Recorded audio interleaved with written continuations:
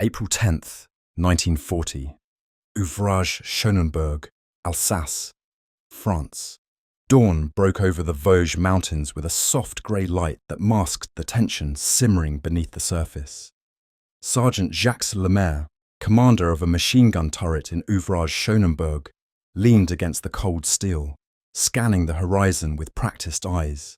Frost clung to the periscopes and the concrete parapets, while distant forests stretched into misty valleys. Inside the massive fortification, muffled voices echoed through concrete corridors as soldiers prepared their positions, checking ammunition stores and oiling mechanisms in anticipation of the inevitable. The Maginot Line had long been the pride of French engineering, a series of concrete fortresses, steel turrets, and underground barracks designed to withstand any frontal assault. Generations of soldiers had trained within its walls, rehearsing drills for artillery bombardments and infantry attacks. Yet here in Alsace, with France's fate increasingly uncertain, the men of Schönenberg felt the eerie quiet that precedes combat. Corporal Henri Dubois adjusted his periscope and whispered, "The Germans will come, but they will not break us from the front. Not here, not now." Outside, the forests and fields seemed serene, the rivers reflecting a pale spring sun. Yet within the fort, soldiers knew better. The distant hum of reconnaissance aircraft and the faint echoes of distant artillery fire served as constant reminders that war was no longer theoretical. Lieutenant Pierre Valois, second in command, moved through the barracks checking on his men. "Keep your positions, know your sectors, and remember, our strength lies in preparation and discipline. The Germans will test us, but the line was built for this." The fort itself was a marvel of engineering. Thick reinforced concrete walls, turrets capable of rotating 360 degrees, underground rail lines to transport ammunition, and deep galleries connecting living quarters to weapons emplacements, each feature designed to make frontal assault nearly impossible. Soldiers could withstand weeks of bombardment without emerging casualties, and the multiple layers of defense ensured that attacking forces would face attrition even before entering the inner works. By late morning, reconnaissance from both French observers and German patrols hinted at movements across the border. Far to the northeast, in Germany, Wehrmacht officers meticulously reviewed their invasion plans, knowing the Maginot Line's fortifications presented formidable obstacles. Some expressed frustration. The line could be neutralized only by bypass, infiltration, or waiting for French command to falter. Few dared to imagine a direct assault would succeed. In Schönenberg, the soldiers went about their routines with measured calm. Officers briefed men on sector responsibilities. Artillery teams ran live drills in underground galleries, and turret crews checked the hydraulics of their 75mm guns. There was confidence in preparation, but awareness of isolation. Should the front collapse elsewhere, these fortifications would still hold, unyielding but cut off from reinforcement. By evening, the first distant thuds of German artillery could be heard, echoing faintly across the valley. The walls of Schönenberg shuddered slightly, the vibration running through the massive concrete slabs. "They're testing us," Valois said, his voice low but resolute. "But they are not breaking us. We will hold." Soldiers tightened their grips on rifles, adjusted helmets, and double-checked ammunition in their magazines. Outside, the winds carried the faint scent of smoke from distant villages, a reminder that the war was closer than ever. Inside the fort, the tunnels and galleries were alive with quiet determination. Chefs prepared meals for troops who would eat them in shifts.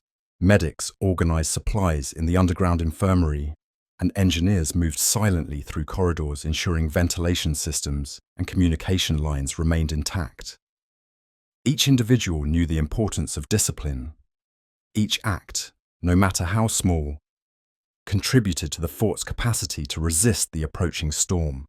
As night fell, a tense silence enveloped the Maginot Fortress. The only sounds were the distant hoot of an owl, the faint rumble of artillery, and the occasional murmur of soldiers on guard. Lemaire, stationed in the machine gun turret, adjusted his sight and whispered into his headset.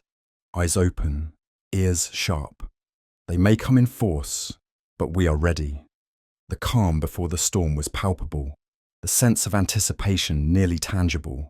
Somewhere beyond the forests and rivers, the German advance was moving, seeking to bypass, but never imagining the fortress would stand as it had been designed, nearly impregnable from the front. May 14th, 1940, Ouvrage, Schonenberg, Alsace. The first distant explosions rattled the walls of the fort as the Wehrmacht's vanguard probed French defences along the border. Sergeant Jacques Lemaire crouched low behind the embrasure of his turret, listening to the vibration reverberating through steel and concrete. The faint hum of engines grew louder over the hills, signalling the arrival of the first German artillery units. "They are testing our strength," Lemaire murmured, his eyes narrowing as the horizon glowed with the flash of distant shells. Inside the fort, officers moved swiftly through galleries, confirming that all personnel were at their battle stations. Lieutenant Pierre Valois barked orders to artillery crews. "Check trajectories, adjust for wind. They may not know, but we see them before they see us." Soldiers nodded, understanding that each shell fired from the German side would be met with calculated retaliation. The Maginot Line had been built to absorb punishment, and its crews had trained for days like this, where survival depended on discipline and precision. Outside, the Germans had deployed a mix of 150mm howitzers and lighter field artillery, concentrating on observation points and known firing positions. Their intent was clear: suppress the fort's guns long enough for infantry to advance. Oberleutnant Karl Reinhardt, a German artillery commander, peered through his binoculars at the distant ridge. "Schonenberg is heavily fortified," he muttered to his assistant. "A direct assault will cost men we cannot spare. We must bombard, break morale, and force surrender." But the fortress's design was unforgiving to direct attacks. The thick concrete walls absorbed the impact of shells with minimal structural damage. Blast doors and reinforced corridors ensured that no fragment could penetrate the living quarters. Inside, ventilation systems filtered dust and smoke, and soldiers remained alert yet unshaken. Every hour of bombardment, far from demoralizing the defenders, reinforced the confidence that the Maginot Line's front-facing fortifications were formidable, almost insurmountable. By mid-morning, German artillery fire increased in intensity. Explosions shook the earth, sending plumes of dust and smoke into the valley. Turret crews responded in kind, calculating firing solutions for their 75mm and 135mm guns. "Range 1,500 meters bearing 72 degrees, Valois called out. A coordinated salvo erupted from the fort, shells tearing into lightly armoured German observation vehicles and scattering infantry probing the woods. Reinhardt cursed under his breath. "They are accurate, too accurate," he said, glancing at the losses mounting before his eyes. Below ground, soldiers continued their disciplined routines. Corporal Henri Dubois checked ammunition magazines while medics ensured first aid stations were stocked. Engineers patrolled tunnels, inspecting hydraulic systems and confirming the integrity of rotating turrets. Each member of the garrison understood that survival and resistance depended not only on the strength of steel and concrete, but on seamless coordination, calm under fire, and the relentless execution of their duties. The day stretched into evening. Explosions outside continued in an unbroken rhythm, shaking walls and rattling equipment. Yet inside Schonenberg, morale remained high. Soldiers reported minimal casualties, and the fort's guns continued to return fire with precision. German infantry attempts to advance into the forests met with relentless counterfire, leaving squads pinned down or forced to retreat. Reinhardt's frustration was evident as he scribbled notes. The fort's frontal defences, he admitted reluctantly, were nearly impenetrable. As night fell, the valley below smouldered with the aftermath of artillery duels. Fires from German shell impacts dotted the landscape, but the fort remained structurally sound. Lemaire and his team rotated through shifts in the turret, eyes fixed on the dark horizon. "They may surround us, but they cannot break the walls," Lemaire said, voice low but steady. "And as long as we hold, France has a line that endures." Inside the galleries, soldiers wrote letters to families, mended uniforms, and whispered prayers. The Maginot Line, designed as an unyielding bulwark, had proven its strength in the first hours of engagement. While France's broader armies faltered under rapid German advances elsewhere, Schonenberg and other fortifications embodied the paradox of the 1940 campaign. The front was almost impervious, yet the strategic plan of bypass rendered even the strongest forts isolated. By the early hours of the following morning, bombardments had lessened slightly, but vigilance remained. Every soldier understood that the Wehrmacht might retreat temporarily only to return with heavier guns or new strategies. The fort's guns, now tested in combat, had fired countless rounds, and ammunition stores were carefully monitored to ensure the garrison could continue resisting. Valois addressed his men, voice carrying through the tunnels. "Today we held, tomorrow we hold again. Remember, our strength is not just steel, but our discipline, our training, and our will." May 16th, 1940. Ouvrage, Schonenberg, Alsace, France. By mid-May, the German advance had bypassed the main Maginot Line, sweeping through Belgium and northern France with armoured columns that moved faster than French command could react. Inside Schonenberg, the garrison realised the stark reality. While the fort itself was nearly impregnable, it was increasingly isolated from friendly forces. Communications with regional headquarters were intermittent, relying on radio relays that occasionally fizzled under enemy jamming and artillery interference. Lieutenant Pierre Valois convened a briefing in the command gallery. "Our position is secure, but our surroundings are changing rapidly," he told his officers. "The main French armies are falling back or surrendering. We are effectively cut off. Our role is to hold until orders come, or until the enemy can force a surrender, which is unlikely from the front." Maps spread across the steel table showed German spearheads sweeping through the valleys, bypassing fortified positions with alarming speed. Sergeant Jacques Lemaire adjusted his turret periscope to the east. Smoke plumes and flickering fire marked the German approach along secondary roads, but none threatened the fort directly. "They know they cannot take us head-on," Lemaire muttered. "All they can do is surround and wait." Corporal Henri Dubois nodded, checking the integrity of the turret's hydraulic systems. "And waiting does not win if we do not yield." The fort's garrison, over 400 strong, settled into a rhythm born of both training and necessity. Rations were distributed carefully, ensuring that supplies could last for weeks under bombardment. Artillery crews rotated shifts, their 75mm and 135mm guns continuously monitored and maintained. Engineers patrolled the underground galleries, inspecting blast doors and communication lines, while medics prepared for casualties, knowing the enemy would escalate if frontal assaults failed. Outside, German reconnaissance tried to assess Schonenberg's strength, but their efforts were largely thwarted by the fort's defensive design. Observation turrets provided overlapping fields of fire, and the landscape, as casual, though offering cover to attackers, funneled any approach into well-defended kill zones. Oberleutnant Karl Reinhardt, frustrated by repeated failures to breach the fort, wrote in his log, "The Maginot positions are formidable. From the front, nearly impregnable. Any direct assault is folly.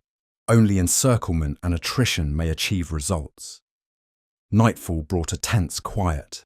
The garrison patrolled the galleries, ensuring that listening posts remained active and ready to detect enemy movement in the surrounding forests. Lemaire adjusted the machine gun bearings, preparing for the possibility of small probing attacks. Soldiers knew that German tactics might involve infiltration or diversionary skirmishes, but the fort's interlocking fire zones and layered defences gave them confidence. In the command gallery, Valois reviewed reports from neighbouring ouvrages. Some forts had already been contacted by the Germans with surrender demands. Many had resisted, continuing bombardments for days without significant structural damage. Schonenberg, like its counterparts, was both isolated and vital, a symbol of French resilience even as national command structures crumbled elsewhere. By the second night of encirclement, the garrison had become adept at anticipating German probing actions. Spotters reported minor troop movements along flanking woods, and turret crews responded with calculated fire that prevented any infantry approach. Ammunition was rationed carefully, yet no compromise on firepower was allowed. Every shell fired reinforced the principle that the Maginot Line, when engaged frontally, was a nearly insurmountable obstacle. Even as Germany's main forces advanced elsewhere, the fort's morale remained high. Soldiers took pride in their defensive achievements, writing letters to families that emphasized duty and endurance rather than fear. Le Maire, during a brief moment in the mess hall, reflected on the paradox of the campaign. Our walls hold, our guns fire, yet the world beyond falls. Still we endure. That is our victory in this corner of France. The garrison's resolve was tested further as intermittent artillery bombardments rained upon the fort, with German howitzers attempting to create breaches. Inside, the soldiers relied on reinforced walls and internal blast chambers, feeling the shockwaves but emerging unscathed. Valois moved from turret to turret, offering encouragement and reminding men of the fort's design advantages.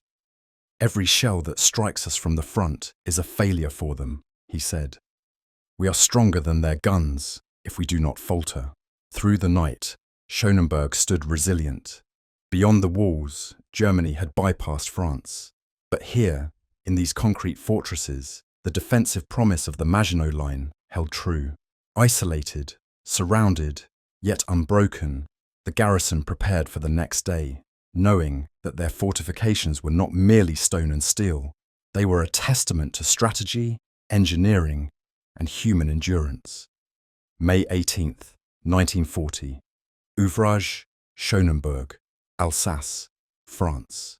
The morning air was thick with smoke from nearby villages that had fallen under German bombardment. Sergeant Jacques Lemaire tightened the straps of his helmet as the distant thud of 150mm shells punctuated the calm. The first waves of heavier artillery had begun targeting key fort sections, observation turrets, ventilation structures, and the exposed machine gun cloches. Every explosion sent reverberations through concrete galleries, yet the fort stood unyielding. Lieutenant Pierre Valois moved swiftly between command posts, issuing orders to adjust firing patterns. "Target that ridge," he said, pointing to the eastern approach. "They are trying to move armoured vehicles closer. If we don't neutralise them now, they will probe our perimeter."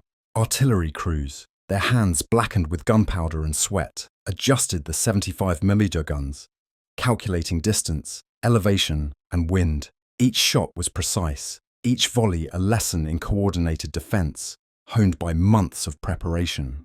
The German command, observing from a ridge several kilometres away, realised that direct bombardment could not achieve swift results. Oberleutnant Karl Reinhardt muttered to his officers, "Their walls absorb our heaviest shells. Frontal attack is impossible without catastrophic losses. Only attrition or bypass remains." Even the heavy 150mm artillery, firing repeatedly, left minimal structural damage. Reinhardt's frustration was compounded by mounting casualties among reconnaissance teams probing the approaches. Inside the fort, life was a careful balance of combat readiness and endurance. Soldiers moved through subterranean corridors, checking ammunition, rotating crews, and ensuring ventilation systems remained operational. Corporal Henri Dubois inspected the rotating turret of his machine gun position, noting small cracks from repeated shockwaves, but nothing that threatened operational capacity. "We were built for this," he said, voice echoing through the steel-lined gallery. "Every hit they deliver is absorbed, and we remain strong." Communication remained critical. Despite the fort's isolation, radio operators relayed information between Schonenberg and neighbouring ouvrages. The network allowed for coordinated fire and situational awareness. "We can see their movements better than they see ours," Sergeant Whitaker remarked. "They may bypass the line elsewhere, but here they cannot touch us head-on." As the day progressed, German tactics shifted.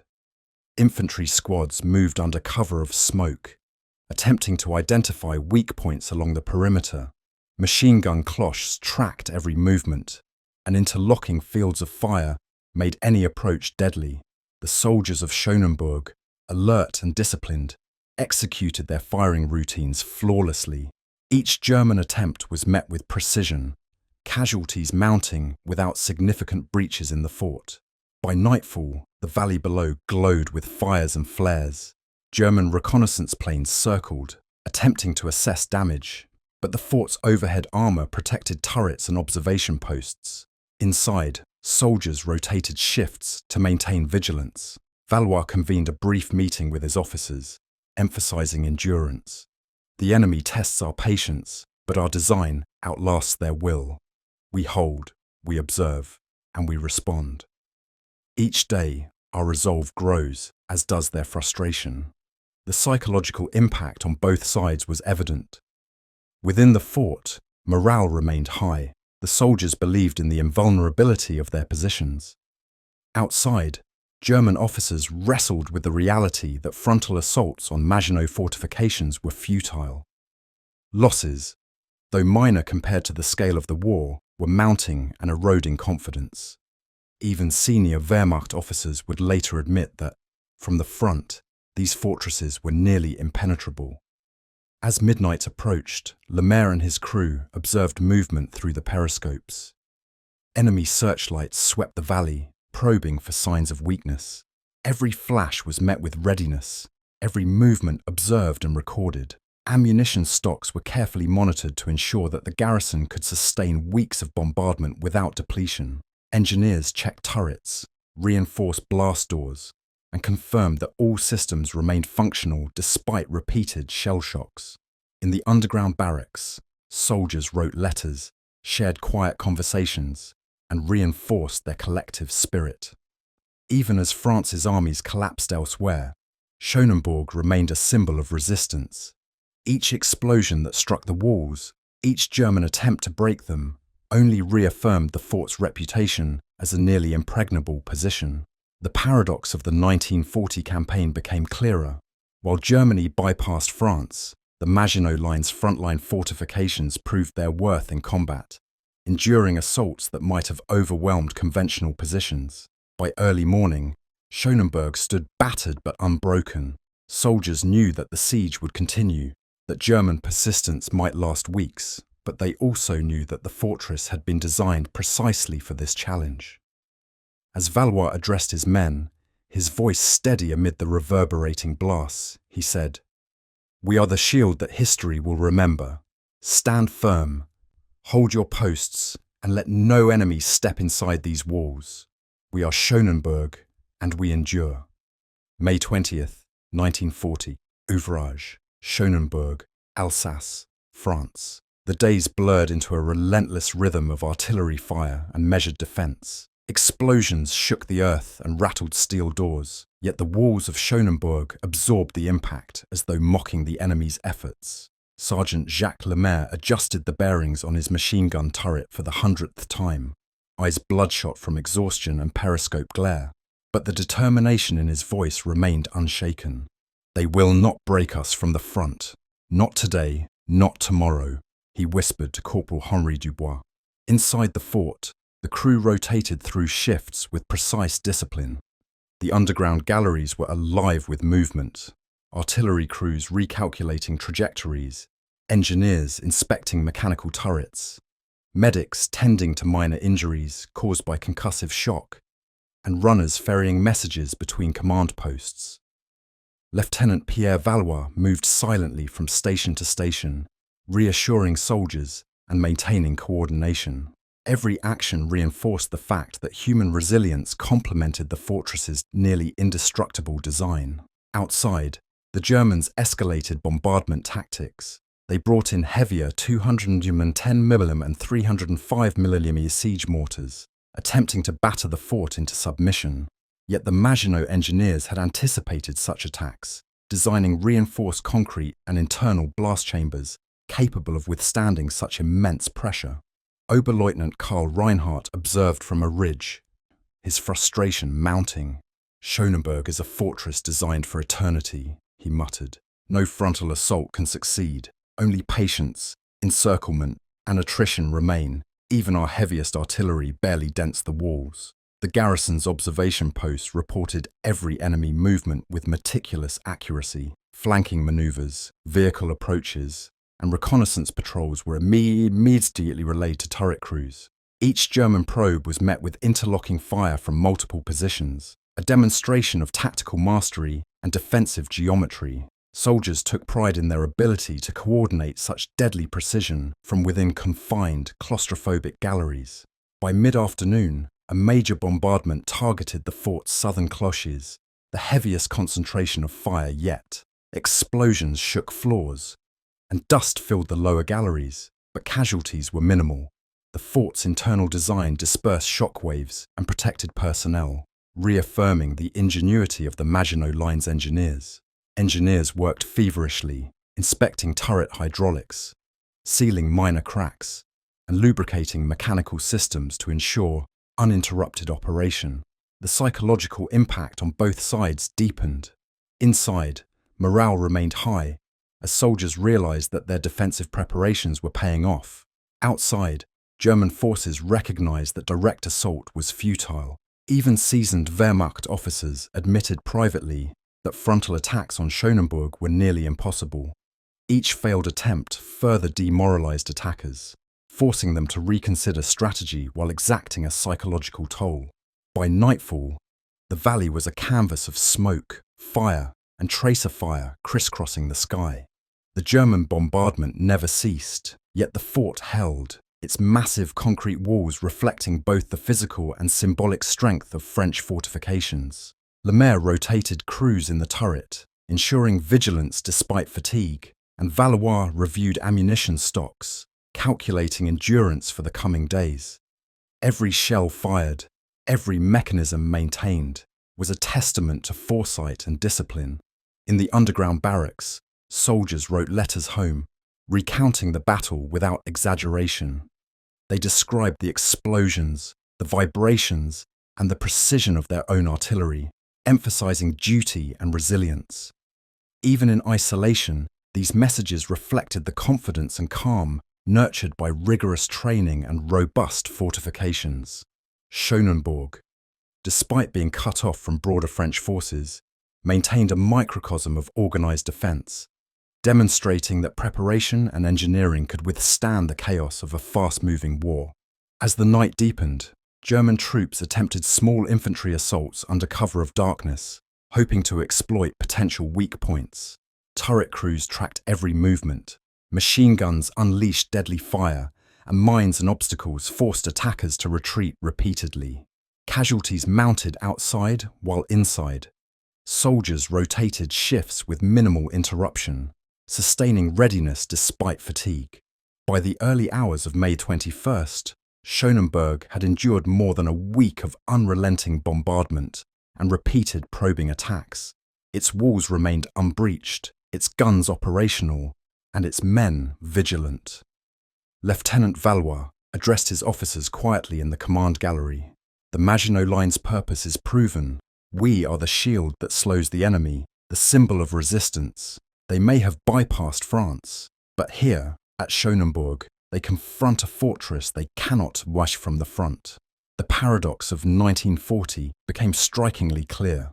While Germany advanced rapidly across France, leaving cities to surrender, the Maginot Line's fortresses like Schonenburg demonstrated the enduring effectiveness of frontal fortification. Weeks of bombardment inflicted little structural damage, and disciplined coordination allowed soldiers to maintain readiness.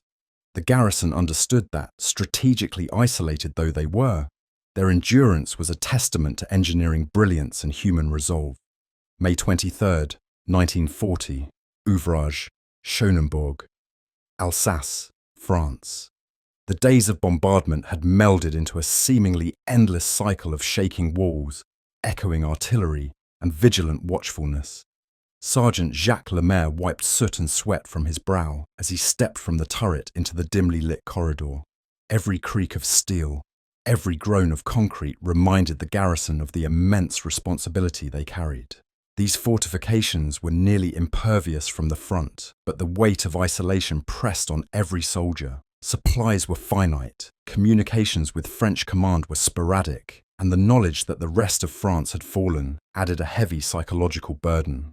Despite this, acts of heroism and steadfast duty emerged within the galleries. Corporal Henri Dubois, despite a minor concussion from a nearby blast, continued to man his observation post, relaying enemy movements with clarity and precision. "Every detail counts," he reminded a new recruit, whose hands trembled as he adjusted a periscope. "We may be alone, but we are not helpless. We are Schonenberg." In every tunnel, men carried out their roles with an unwavering sense of purpose, understanding that their fort's survival depended on individual discipline multiplied across the garrison.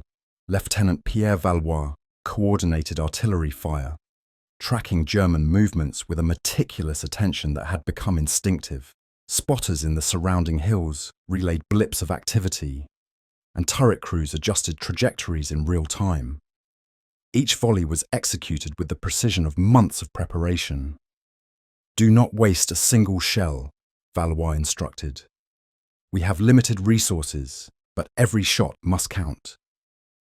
They cannot breach us from the front, but complacency would be fatal." Outside, German forces persisted with probing attacks, both artillery and infantry testing every possible weakness.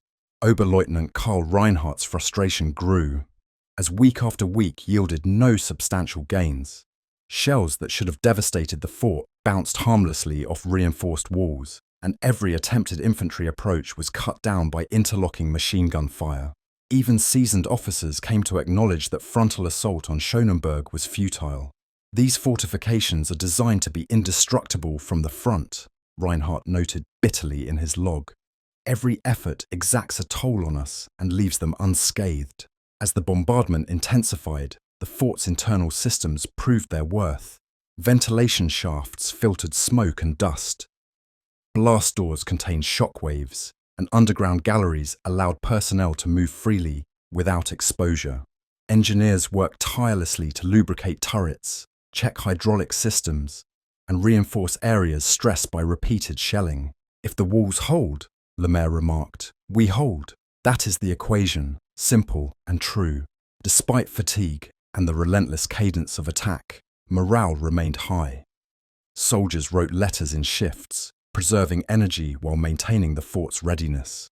Mess halls were filled with whispered camaraderie, shared jokes and quiet prayers, creating pockets of humanity amid the steel and concrete labyrinth.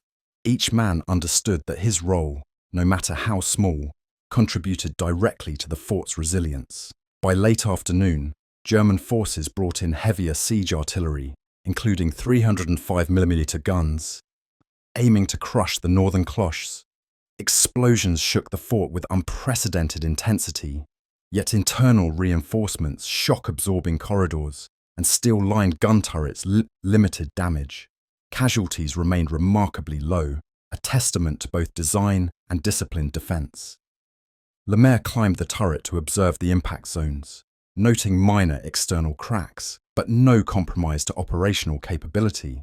"They can shake the walls, but they cannot break the spirit inside them," he told Dubois. In the command gallery, Valois received word from neighbouring ouvrages, many of which had also endured bombardments with minimal damage. Reports confirmed what the garrison already knew. Frontal attacks on Maginot fortifications were almost universally ineffective.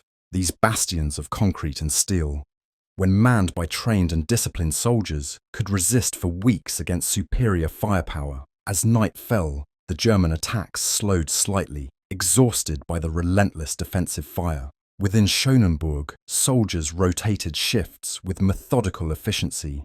Every gun was cleaned and inspected, every lookout post manned, and every corridor monitored. The rhythm of defense, maintained over weeks, had become second nature. Lemaire reflected on the paradox of the campaign. France had collapsed elsewhere, yet in these fortresses, determination and engineering rendered even the Wehrmacht powerless from the front. By the early hours of May the 24th, Schonenberg had endured more than a week of continuous bombardment. Soldiers huddled briefly in underground galleries, sharing whispered reflections on their resilience. "We are living proof," Dubois said quietly, "that the Maginot Line was built not for days but for weeks, for months. for the impossible. And here we are, still standing. The siege would continue, the war outside the walls would rage, and the rest of France had fallen. But within Schonenberg, the interplay of human endurance, engineering brilliance, and disciplined strategy proved that frontal fortifications of this magnitude could defy one of the most formidable armies in the world. The men of Schonenberg had become more than defenders. They were symbols of unyielding resolve, endurance, and the extraordinary strength of preparation in the face of overwhelming odds. May 26, 1940. Ouvrage Schonenberg, Alsace, France. Days of relentless bombardment had begun to take a toll. Not on the walls of the fort, they had withstood shell after shell, but on the men who inhabited its tunnels and turrets. Sergeant Jacques Lemaire wiped sweat and soot from his face as he descended into the lower galleries. Soldiers moved like shadows, exhausted yet vigilant.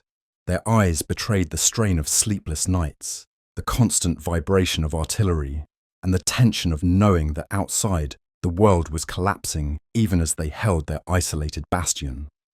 Corporal Henri Dubois sat by a dim lantern, cleaning his rifle and carefully reloading magazines. "We are strong, yes," he murmured to a young recruit beside him, "but strength comes with a price. Every day we hold, our bodies wear, our nerves fray, yet we endure because this wall demands it." Around them, medics treated minor concussions and lacerations from concussive shockwaves. Despite the injuries being minor, the sheer frequency of attacks created an invisible toll on the garrison's collective endurance. In the command gallery, Lieutenant Pierre Valois studied the maps, noting German troop movements and artillery positions. He understood the paradox they faced.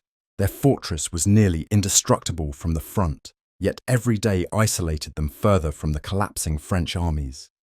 Orders from Paris were scarce, and rumours of surrenders and routs filtered through the radio with disturbing frequency.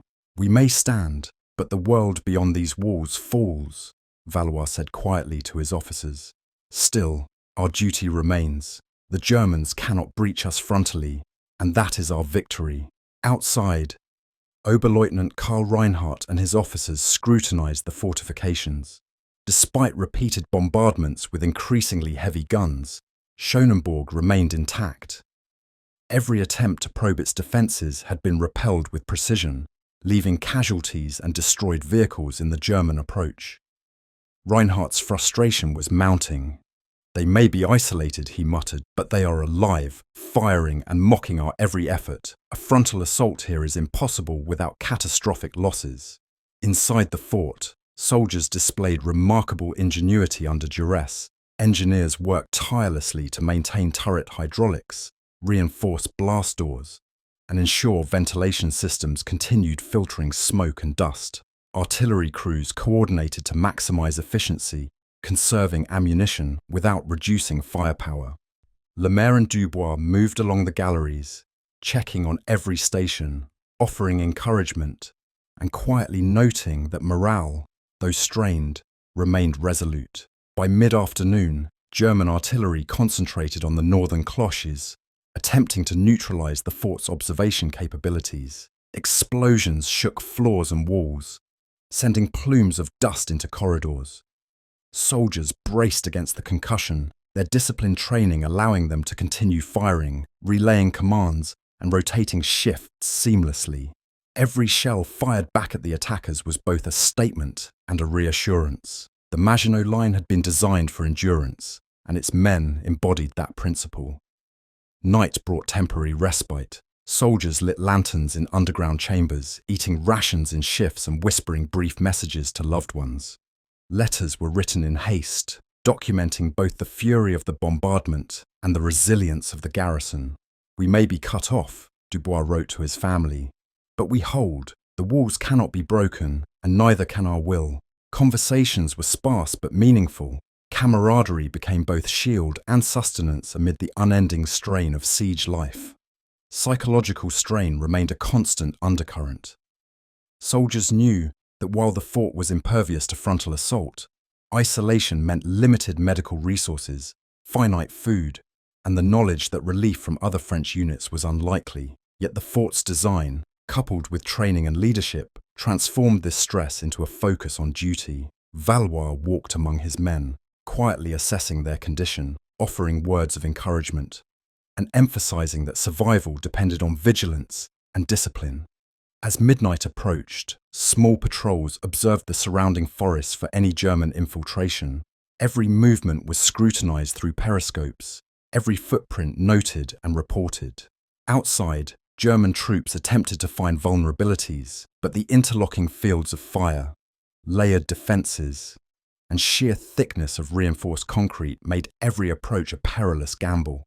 Each failed attempt reinforced both the soldiers' confidence and the enemy's frustration. By the early hours of May 27th, Schonenberg had survived another day of unrelenting siege. The fort had absorbed countless shells, repelled multiple infantry probes, and endured the psychological and physical strain on its defenders.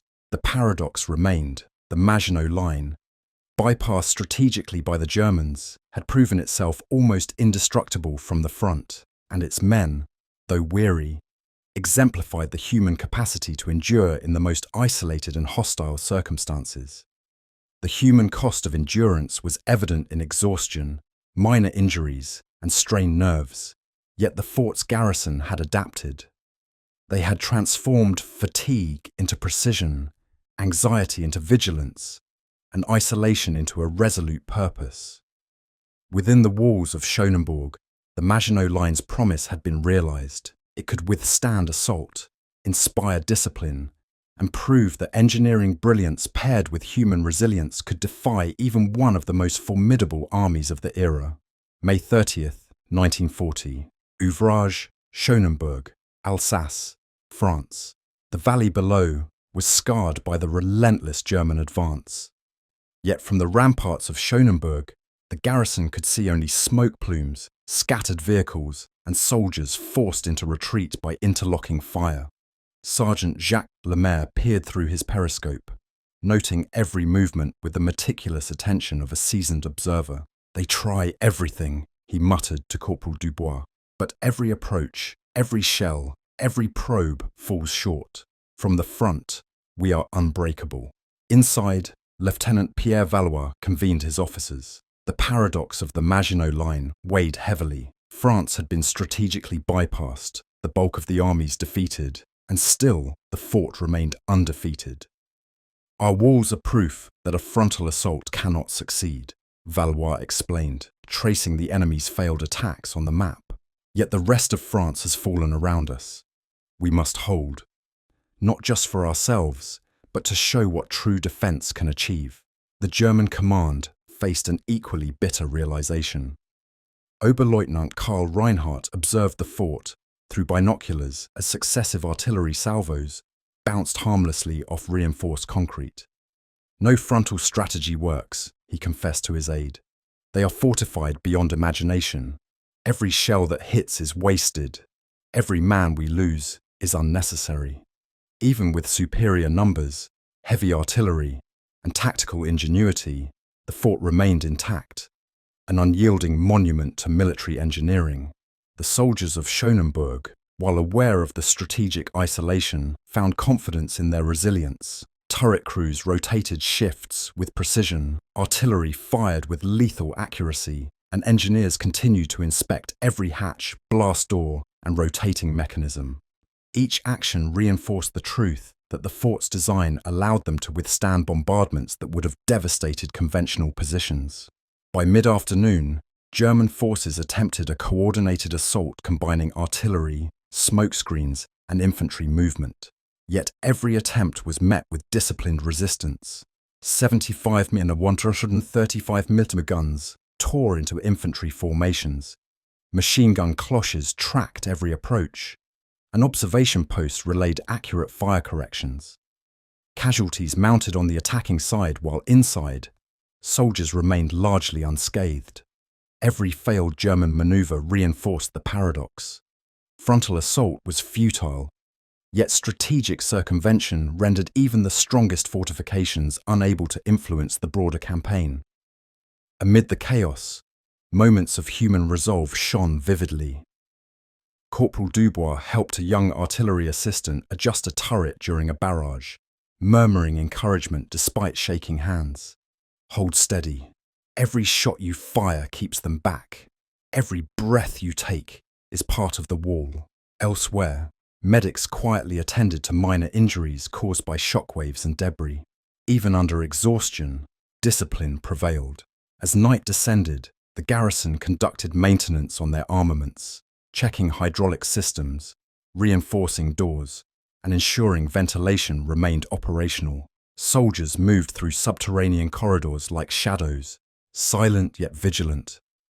Le Maire observed from the turret, noting the smoke-lit horizon, and whispered, "They cannot break us from the front. But if the world outside falls, we endure alone." That is our paradox, immovable yet isolated. Reports from neighbouring ouvrages reinforce the lessons of endurance. Each fort manned by French soldiers resisted frontal assault with minimal structural damage, showcasing the brilliance of pre-war engineering. Across the German command, officers acknowledged the effectiveness of the fortifications in private journals and letters. The Maginot Line, bypassed strategically, had still proven its value in tactical resilience. By the early hours of May 31st, Schonenburg had survived another day of bombardment and attempted infiltration.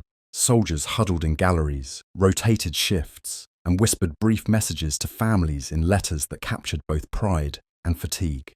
They understood that their endurance was both extraordinary and symbolic, proof that a well-constructed fortress, manned by disciplined defenders, could withstand weeks of assault by one of Europe's most formidable armies. Lieutenant Valois addressed the garrison briefly before dawn. "We are a paradox," he said, voice echoing through the steel-lined command gallery. "Our walls cannot be breached from the front. Our men do not falter. Yet the war beyond our doors continues without us. Hold fast, for we demonstrate the power of preparation, discipline, and human will. We are Schonenburg. We endure." June 2nd, Marche Ouvrage. Schonenburg, Alsace, France. The first light of dawn filtered faintly through the observation slits, casting long shadows along the reinforced corridors. The garrison had endured weeks of continuous bombardment, yet the walls of Schonenburg remained unbroken, the turrets operational, and the men alert. Sergeant Jacques Le Maire moved along the gallery, checking each station, observing the faces of his exhausted comrades. "We are standing where many would fall," he murmured, the weight of both pride and fatigue evident in his tone. Lieutenant Pierre Valois convened a brief command meeting to review ongoing intelligence. Reports from neighbouring ouvrages painted a consistent picture. Every fortress facing the front had resisted repeated attacks with minimal structural compromise. Yet the strategic situation was grim. France had been bypassed, and the Wehrmacht had advanced swiftly across the north and west. Despite the tactical success of the fortifications, Schonenburg's garrison faced the reality of isolation. In the command gallery, Valois studied German troop movements. Reconnaissance reported that the enemy had diverted forces to other regions, leaving Schonenburg and similar forts under a siege by attrition rather than direct assault. "They know they cannot breach us from the front," Valois observed. "Now they wait, hoping time and isolation will achieve what firepower cannot." Outside, Oberleutnant Karl Reinhardt recorded his observations with mounting respect and frustration. "These fortresses," he wrote, "are nearly impregnable from a frontal approach. Schonenburg endures where logic suggested collapse. Any commander contemplating direct attack here risks annihilation." His officers agreed privately, noting that the Maginot Line's design, sloped armour, interlocking fields of fire, subterranean galleries, and reinforced steel had effectively neutralised one of the Wehrmacht's primary advantages: superior artillery fire. Within the fort, acts of heroism continued quietly. Corporal Henri Dubois supervised turret rotation, ensuring continuous observation even during periods of exhaustion. Medics moved between stations, tending to minor injuries and monitoring the psychological strain of prolonged isolation. Soldiers shared brief moments of camaraderie in underground mess halls, their conversations laced with pride, fatigue, and a sense of defiance. Each man understood that their endurance symbolized not just personal duty, but the resilience of French engineering and military discipline. As the day progressed, minor artillery shells landed on the surrounding landscape, but none penetrated the walls. Lemaire and Dubois observed a German patrol retreat under coordinated fire from multiple turrets. "From the front, they cannot touch us," Lemaire said, voice tinged with both exhaustion and awe at their own fortification. The paradox remained clear. Tactical brilliance had produced an almost invincible stronghold, yet strategy had rendered the fortress a silent witness to a larger national defeat. By evening, the fort's commanders convened a council. They reviewed rations, ammunition, and the operational status of turrets. Despite weeks of siege, stocks remained adequate, and every system functioned within design parameters. Valois addressed his officers. "Schonenberg stands as proof that preparation and discipline can overcome force. Yet we must remember that survival alone does not end a war. Our endurance is a testament to what is possible when human effort meets engineering excellence." The night was punctuated by intermittent artillery fire, distant tracer rounds, and the hum of ventilation systems sustaining life below the surface. Soldiers rotated shifts, maintained observation, and ensured all systems were operational.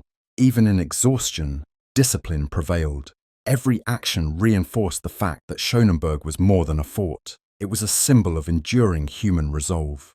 As midnight approached, the garrison reflected quietly on their situation. They were isolated, tactically successful, and strategically irrelevant in the larger collapse of France. Yet the walls held, their guns remained operational, and their spirit persisted. Lieutenant Valois walked through the corridors, noting the quiet determination of every soldier.